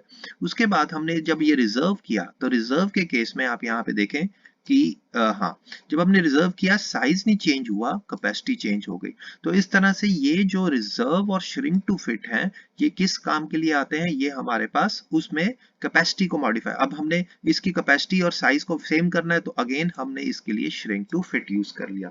तो इस तरह से ये काम करता है। तो एक बारी मैं इस वैल्यू को यहाँ पे डिफॉल्ट की जगह यहाँ पे कोई वैल्यू देना चाहता हूँ, लेट अस से 25। तो यानी कि जो भी वैल्यूज आएंगी या जो भी हम देना चाहते हैं इसको सेव कर लेते हैं, इसको रन करते हैं। अब ये देखिए यहाँ पे जो वैल्यूज आ रही हैं ये 25 आ रही हैं। तो ये बताने की कोशिश कर रहा है कि यहाँ पे अगर हम वैल्यू दे देते हैं तो ये वो उस डिफॉल्ट वैल्यू की जगह, अब इसको हटा देते हैं तो यहाँ पे ये उनके जगह पे जीरोस डाल देगा। ये देखिए यहाँ पे जीरोस डाल दिया, वो 25 लास्ट में हमने डालो। तो यहाँ पे हम देख सकते हैं कि वो बाय डिफॉल्ट वैल्यूज को, बाकी जो मेन फर्क है वो यहाँ पे आप देख रहे हैं कि अगर तो श्रिंक टू फिट है तो उसमें साइज कैपेसिटी सेम कर देगा, रिजर्व करने से ये इस कैपेसिटी को मॉडिफाई करेगा, साइज को नहीं चेंज करेगा, और रीसाइज करने से ये कैपेसिटी और रीसाइज दोनों को मैनेज करेगा। तो इस तरह से आपको ये डिफरेंस भी क्लियर हो गया। अब हम आगे चलते हैं और मेंबर फंक्शंस पढ़ते हैं। तो मेंबर फंक्शंस फॉर इंसर्शन और डिलीशन, यानी कि इस काम के लिए जो मेंबर फंक्शंस अवेलेबल हैं। तो पहले हम इंसर्शंस के लिए अवेलेबल इंसर्ट फंक्शन की बात करते हैं। तो इंसर्ट फंक्शन का सबसे बेसिक फॉर्मेट क्या है कि हम सिंपल इंसर्ट मतलब यूज कर सकते हैं विदाउट एनी आर्ग्यूमेंट। तो ये इंसर्ट करेगा मतलब एक स्पेसिफिक पोजीशन के ऊपर। तो इस केस में हम कैसे यूज करेंगे, सबसे पहले इसमें दो आर्ग्यूमेंट्स स्पेसिफाई करने पड़ते हैं, एक पोजीशन, क्योंकि हमने कहा है कि एक स्पेसिफाइड पोजीशन तो हमें बतानी पड़ेगी, और दूसरी उसकी वैल्यू जो हमने इंसर्ट करनी है। तो इस वैल्यू को वो उस पर्टिकुलर पोजीशन पे इंसर्ट कर देता है। उसके अलावा हम इसके साथ n भी दे सकते हैं जो कि एक ऑप्शनल आर्गुमेंट है जिसमें स्पेसिफाई करता है n एलिमेंट्स। अगर हमने इंसर्ट करने हैं यानी कि उस वैल्यू के n एलिमेंट्स इंसर्ट करने हैं तो हम यहाँ पे n भी स्पेसिफाई कर सकते हैं। और अगर हमने रेंज बतानी है यानी कि फर्स्ट और लास्ट एलिमेंट, इस पर्टिकुलर रेंज ऑफ एलिमेंट्स के बीच में हम आइटरेटर यूज करके स्पेसिफाइड पोजीशन पे हम उसमें क्या वहां पे स्पेसिफाई कर सकते हैं। तो इसके लिए यहाँ पे देख सकते हैं कि हमने यहाँ पे क्या शो किया है कि हमने स्टार्ट जैसे इस पोजीशन के ऊपर हमने इंसर्ट करना है +2, यानी कि इसकी +2 के ऊपर जो भी स्टार्टिंग से यहाँ पे 25। तो अगर यहाँ पे +1 लिख देंगे और उसके साथ हमने यहाँ पे ये भी लिख दिया है कि यहाँ पे n एलिमेंट्स यानी कि 2 एलिमेंट्स डिस्कस करने हैं जो कि 45 वैल्यू होल्ड करते हैं। इसके अलावा हमने यहाँ पे शो किया है कि इस पोजीशन से लेके, ठीक है, यहाँ पे हमने बिगिन अनदर मतलब वेक्टर की बिगिन से लेके ये वैल्यूज मतलब हमने इसके अंदर इस वेक्टर से यहां से लेके यहां तक वैल्यूज इंसर्ट करनी है। तो इस तरह से भी हम इसको स्पेसिफाई कर सकते हैं। तो हम इसके लिए अलग अलग इंसर्ट फंक्शन को इस तरह से यूज करते हैं। तो इसका कोड देखते हैं कैसे काम करता है। अब हम इस कोड में देख सकते हैं कि हमने एक वेक्टर डिक्लेयर किया हुआ है, जैसे कि मैं नॉर्मली सभी फंक्शंस को समझाने वक्त यूज कर रहा हूं। अब इसके अलावा हमने इंसर्ट फंक्शन यूज किया है। तो इंसर्ट में सबसे पहली फॉर्म में मैंने आपको बताया था कि बाय डिफॉल्ट हमें क्या देना होता है, एक पोजीशन और उसकी एक वैल्यू, ठीक है। यानी कि इस पोजीशन के ऊपर हमने ये वैल्यू इंसर्ट करनी है। तो इस पर्टिकुलर के अंदर अगर हमने ये पोजीशन यानी कि यहाँ पे हमने इंसर्ट वैल्यू करनी है तो उस केस में ये आगे एलिमेंट्स को शिफ्ट कर देगा और उसकी साइज को या कैपेसिटी को ऐसे मैनेज करेगा। तो हम इसको यहाँ पे प्रिंट करके देखते हैं कि ये करने के बाद ये इसकी करंट वैल्यूज क्या होंगी। तो यहाँ पे आप इसको रन करके देखते हैं। तो यहाँ पे आप देख सकते हैं इंडेक्स पोजीशन 2 के ऊपर इसने यानी कि बिगनिंग से लेके बिगनिंग में 2 प्लस करके यहाँ पे उस पर्टिकुलर एलिमेंट को या वैल्यू को इंसर्ट कर दिया है। तो ये सबसे बेसिक फॉर्म है जिसके अंदर हम इंसर्ट को यूज करते हैं। इसके अलावा अगर हम चाहते हैं कि इसके साथ हम मल्टीपल वैल्यूज इंसर्ट करना चाहते हैं, तो इसकी 2 कॉपीज इंसर्ट करना चाहते हैं, तो उसके लिए हम यहाँ पे इसको ऐसे स्पेसिफाई करते हैं जैसे कि हमने लिखा है, तो इसको एक बारी हम यहाँ पे ऐसे लिख देते हैं। ओके, तो यहाँ पे हमने इसकी टू वैल्यूज हमने इंसर्ट करनी है 45 की इस करंट वेक्टर में, जैसे कि आप यहाँ पे देख सकते हैं बिगनिंग एट द पोजीशन 1। तो यहाँ पे हम इसकी 45 को देखेंगे, तो इसको हम रन करके देखते हैं। तो यहाँ पे देखें कि फर्स्ट पोजीशन से दो बारी 45 इंसर्ट हो गया। तो इंसर्ट में अगर हम मल्टीपल वैल्यूज को इंसर्ट करना चाहते हैं तो इसमें ऑप्शनल जो वैल्यू हमने यहाँ पे थर्ड आर्ग्यूमेंट जो कि बीच में आ रहा है सेकंड नंबर पे, तो यहाँ पे आप नोटिस कर सकते हैं कि इस तरह से भी स्पेसिफाई कर सकते हैं। एक और तरीका होता है जैसे कि मैंने अभी डिस्कस किया कि अगर आपने हाँ, अगर आपने किसी और वेक्टर में से उस वैल्यूज को उठाना है, जैसे कि आपने यहाँ पे एक और वेक्टर बना दिया अनदर वेक्टर, और इस वेक्टर से हमने कुछ वैल्यूज को इंसर्ट करना है, तो ये भी वैल्यूज आप यहाँ पे स्पेसिफाई कर सकते हैं, यानी कि उसकी रेंज, जैसे कि हमने बिगिन से एंड लिखा है, बिगिन +1 या कुछ भी आप कर सकते हैं उस रेंज से लेके। अगर स्पेसिफिक रेंज से आपने शुरू करना है तो यहाँ पे हमने आइटरेटर यूज किया हुआ है और उसके साथ डॉट बिगिन, जैसे कि हम डॉट बिगिन मेंबर फंक्शंस को उसके साथ यूज कर सकते हैं। तो यहाँ पे हमने एक तरह से उसको ये बताया कि हाँ भी इस पर्टिकुलर के अंदर से हमारे को ये वैल्यूज उठा के इसमें इंसर्ट कर दे। तो ये बिगिन की +1 पोजीशन अगेन बिगिन से शुरू होकर यानी कि इस जगह पे वो सारी एलिमेंट्स इंसर्ट कर देगा। तो इसको हम यहाँ पे एक फॉर लूप लगा के चेक कर लेते हैं कि यहाँ पे क्या आंसर आएगा। तो इसको हम रन करते हैं। तो यहाँ पे देखें ये वैल्यूज जो हमने डाली थी इसके अंदर इंसर्ट हो गई हैं। तो इस तरीके से यहाँ पे हम मल्टीपल वेज बता रहे हैं कि ये इंसर्ट को कैसे यूज कर सकते हैं वेक्टर में। ओके, अब हम बाकी के मेंबर फंक्शंस डिस्कस करते हैं और भी जो कि इंसर्ट के काम आते हैं। तो एक पुशबैक जो हमने अभी तक सबसे पहले कोड में डिस्कस किया था, ये भी हमारे पास इंसर्ट करता है element eight the end of the vector. ठीक है, इसका मतलब है कि जो भी इसमें कोई साइज हो इसका कोई चक्कर नहीं है, सीधा हमने वैल्यू डालनी है एंड में, तो सिंपल हम पुश बैक यूज करेंगे जैसे कि हमने अपने फर्स्ट कोड में यूज किया था। तो पुश बैक भी एक प्री कंस्ट्रक्टेड ऑब्जेक्ट के अंदर हम अगर ऑलरेडी एग्जिस्टिंग ऑब्जेक्ट में, मतलब जो हमने डिस्कस पहले से कंस्ट्रक्ट किया हुआ है उसके अंदर ऐड करना चाहते हैं एंड पे, तो उस केस में हमारे पास पुश बैक होता है।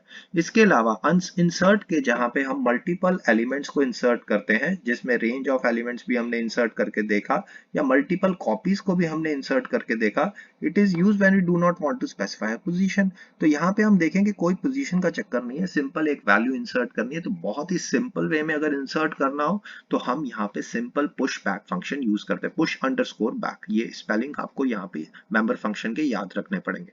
इसके अलावा इसकी एक और टाइप होती है इंसर्ट करने के लिए, ये होता है emplace_back।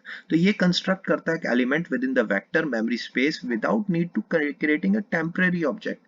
तो इस केस में सबसे बड़ा एडवांटेज क्या है कि हमें कोई टेम्परेरी ऑब्जेक्ट को कंस्ट्रक्ट करने की जरूरत नहीं होती, तो अननेसेसरी जो कॉपीज होती हैं या मूव करने की जरूरत पड़ती है वो ये अवॉइड करता है, और ये स्पेशली यूजफुल होता है।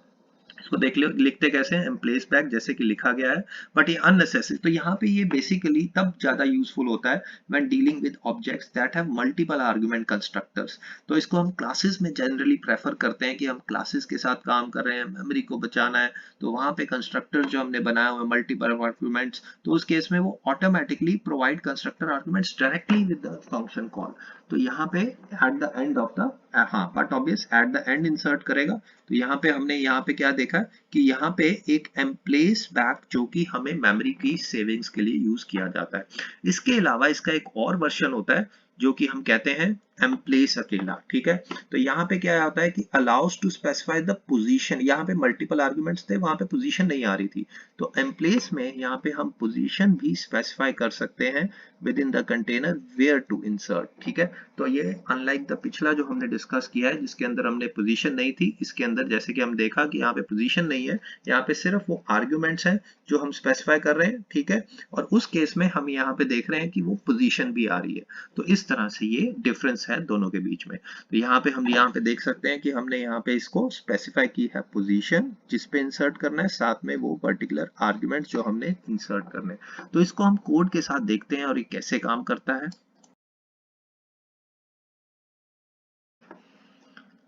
तो हमने इन तीनों के बीच में डिफरेंस शो करने के लिए क्लास बनाई हुई है पर्सन नाम की, जिसके दो मेंबर फंक्शंस हैं, दो एट्रीब्यूट्स हैं जैसे कि नेम और एज।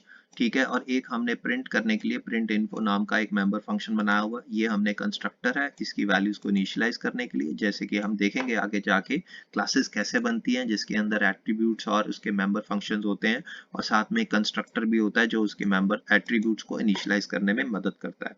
तो यहाँ पे हमने एक मैसेज डाला हुआ है जब जब कंस्ट्रक्टर कॉल्ड होगा।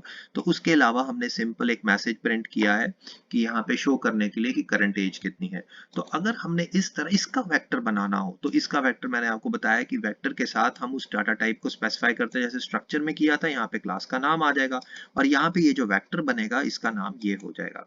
अब पुश बैक करेंगे तो आपको मालूम है पुश बैक में हम सिर्फ और सिर्फ आर्ग्यूमेंट स्पेसिफाई करते हैं, बट ये कहाँ पे इंसर्ट करता है, एट द एंड।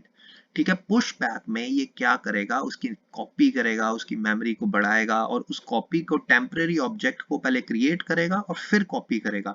एम्प्लेस बैक में अगर हम यूज करते हैं तब भी ये पर्टिकुलर इंसर्ट तो कर देगा, पर इस केस में वो टेम्परेरी ऑब्जेक्ट इंटरनली क्रिएट नहीं करेगा। तो यहाँ पे ये बेसिक फर्क है दोनों के केस के अंदर। हाँ, और एम्प्लेस अकेला लिखेंगे तो उस केस में यहाँ पे हम स्टार्टिंग या स्पेसिफिक पोजीशन भी स्पेसिफाई कर सकते हैं कहाँ पे हमने इंसर्ट करना है। तो इस तरह से हम इसका ऑर्डर भी अगर चेंज करना चाहें कि इंसर्शन में ये पहले आ जाए, वेक्टर में ये बाद में आ जाए, तो उस केस में हम एम्प्लेस यूज कर लेते हैं। और फाइनली हमारे पास इंसर्ट भी होता है। इंसर्ट में भी आपको मालूम है या तो हम अलग अलग फॉर्मेट्स होते हैं, यहाँ पे हमने वो यूज किया जिसके अंदर हम पोजीशन भी स्पेसिफाई कर रहे हैं और साथ में वो पर्टिकुलर आर्ग्यूमेंट जो यानी कि वैल्यू को जो हमने इंसर्ट करना है वो भी स्पेसिफाई कर रहे हैं। तो इसलिए अनलाइक जो हमने यहाँ पे देखा है कि यहाँ पे तो हमने कुछ ऐसा स्पेसिफाई नहीं किया, पर यहाँ पे हमें इसके साथ ये ब्रैकेट्स को, कर्ली ब्रेसेस को मेंशन करना ही पड़ेगा। और बाद में हमने इसको प्रिंट करने के बाद इसकी इन्फो फंक्शन कॉल किया है, तो जिसके साथ ये मेंबर फंक्शन कॉल होने के बाद उसके कंटेंट्स के यानी कि इस वक्त कितने इसके अंदर यहाँ पे मेंबर्स हैं, पर्संस हमने ऐड करती हैं उसको शो करेगा। तो यहाँ पे एक टेम्परेरी ऑब्जेक्ट क्रिएट होगा पुशबैक में, यहाँ पे क्रिएट नहीं होगा। एम्प्लेस के अंदर हम स्पेसिफिक पोजीशन स्पेसिफाई कर रहे हैं और इंसर्ट के अंदर भी हम यूज कर सकते हैं, बट इंसर्ट के अंदर हमने यहाँ पे उस पर्टिकुलर पोजीशन के ऊपर और साथ में उस पर्टिकुलर एलिमेंट को हमने as a single element provide किया हुआ है। तो और यहाँ पे इसको हमने आइटरेटर की मदद के साथ ऐसे ऑटो आईटी के हिसाब से किया करना भी पड़ेगा, नहीं तो हम ये नहीं चलेगा। तो इसको हम एक बार चला के देखते हैं और देखते हैं आउटपुट क्या आती है।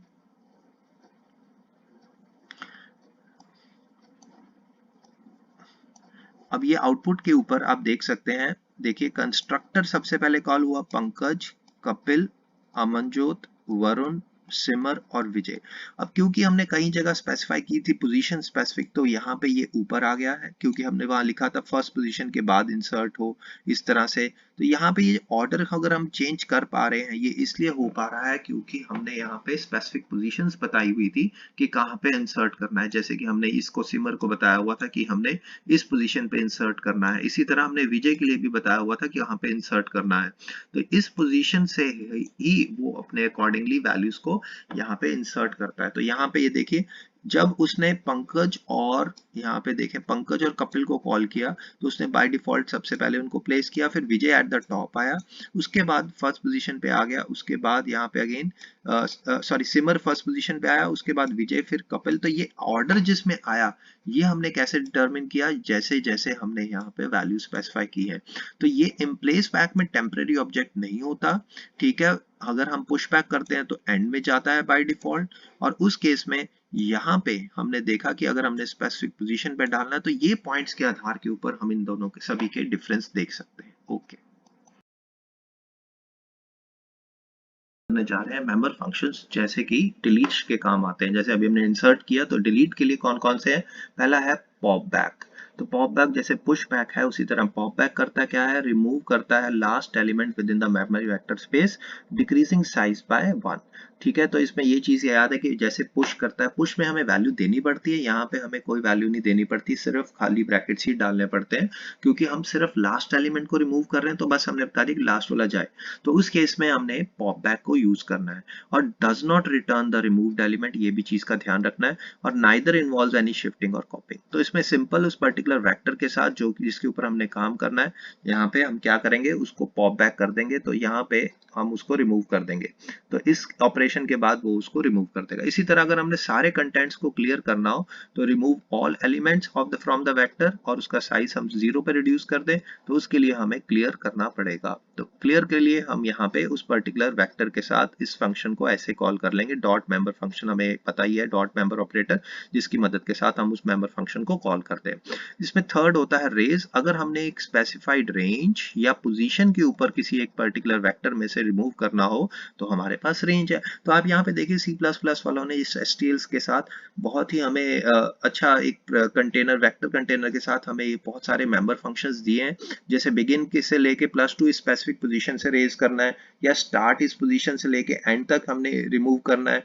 तो इस तरह से हमने स्टार्ट और एंड हमें जरूर स्पेसिफाई करना पड़ेगा। तो इस तरीके से बहुत सारे ये जो मेंबर फंक्शंस हमने अभी तक डिस्कस किए हैं, ये काम आते हैं वेक्टर्स के साथ, वेक्टर कंटेनर के साथ। तो इसका कोड देखते हैं। अब मैंने ये कोड बनाया हुआ जिसमें मैंने पहले से एक वेक्टर जैसे कि मैं यूज कर रहा हूँ, एक ऑलरेडी एग्जिस्टिंग माय वेक्टर को मैंने यहाँ पे डिक्लेयर किया हुआ है, इनिशियलाइज भी कराया हुआ है। अब इसके कंटेंट्स मैंने प्रिंट किए फॉर ईच लूप के साथ, फिर मैंने पॉप बैक किया है। तो पॉप बैक करने पे ये लास्ट एलिमेंट को रिमूव कर देगा। तो इस केस में यहाँ पे रिमूव होने के बाद मैंने उसके कंटेंट्स को दोबारा प्रिंट किया है फॉर ईच लूप के साथ। तो इसको देख लेते हैं कि ये कैसे काम करता है। इसको एक बार रन करते हैं। तो ये देखिए रिमूव मतलब उस पॉप बैक ऑपरेशन के बाद यहाँ पे 50 जो था वो गायब हो गया है। तो इस तरह से पॉप बैक लास्ट एलिमेंट को रिमूव कर देता है। तो इसके अलावा और भी मैंने आपको बोले थे फंक्शंस अवेलेबल हैं, जैसे क्लियर। अब हम क्लियर को चलाते हैं, तो क्लियर होने पे सारे कंटेंट्स वो क्लियर कर देगा, यानी कि सारे, एक मिनट, सेव नहीं किया इसको, एक बार सेव कर लेते हैं।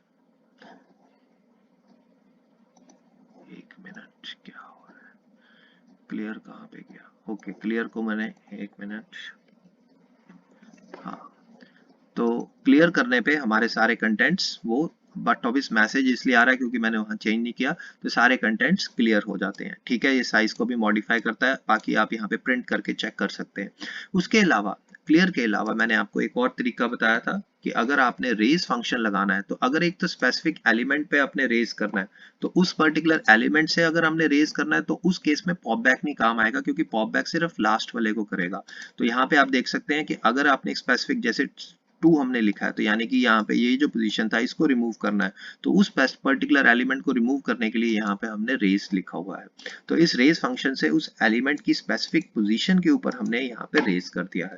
और अगर मैं एक स्पेसिफिक रेंज पे करना चाहता हूँ, यानी कि इस रेंज से स्टार्ट और एंड वाली रेंज, वैसे मैंने आपको बोला था बतानी पड़ती है या स्पेसिफाई करनी पड़ती है, तो उस केस में हम यहाँ पे क्या करेंगे, इस रेंज पे अगर हमने स्पेसिफाई करना है, तो उस केस में हमें लिखना पड़ेगा यहाँ बिगिन से प्लस स्टार्ट, और एंड से यहाँ पे इस बिगिन से फिर एंड तक। ठीक है, तो इस वैल्यूज तक अगर हमने करना है, तो यहाँ पे देखें, अब ये उस पर्टिकुलर 30 और 40 को रिमूव कर पा रहा है। तो इस तरह से अगर हमने स्पेसिफिक रेंज में, स्पेसिफिक पोजीशन पे या लास्ट पे अगर काम करना हो, तो ये हमारी चॉइस होनी चाहिए कि इनमें से कौन सा फंक्शन यूज करना है वेक्टर के साथ। ओके।